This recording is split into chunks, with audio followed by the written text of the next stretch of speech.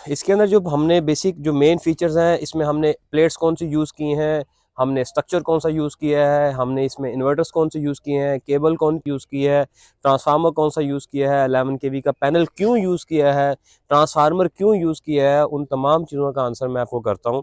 सबसे पहले हम आते हैं प्लेट्स की तरफ। इसमें जो हमने प्लेट्स इंस्टॉल की हैं वो प्लेट्स हैं Canadian N type Topcon plates 575 watt की, और जो कि बाइफिशियल प्लेट्स हैं। और इस वक्त अगर एफिशिएंसी वाइज बात की जाए तो ये सबसे लेटेस्ट और हाईएस्ट एफिशिएंसी के साथ आपको स्काई सोलर के प्लेटफॉर्म से अवेलेबल है।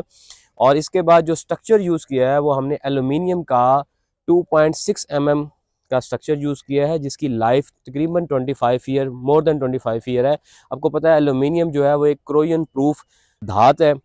इसको एल्यूमिनियम को कभी भी जो क्रोयन है या कभी भी एटमॉस्फेयर का जो प्रेशर है, ये चीज़ें जो हमारे एटमॉस्फेयर की वजह से हमारा स्ट्रक्चर ख़राब हो जाता है, वो इसमें नहीं होता है। क्योंकि आपको नज़र आ रहा है कि ये सारा जो 1 मेगावाट का सिस्टम है ये एक ओपन लैंड पे फील्ड में हमने इंस्टॉल किया है। और जिसके लिए हमें यहाँ पे सबसे ज़्यादा जो हमारा कंसर्न था वो ये था कि यहाँ पर जो स्ट्रक्चर लगे उसको किसी सूरत भी जंग, क्रोयन, रस्टिंग नहीं होनी चाहिए। तो इसलिए यहाँ पर हमने एल्यूमिनियम का स्ट्रक्चर इंस्टॉल किया है।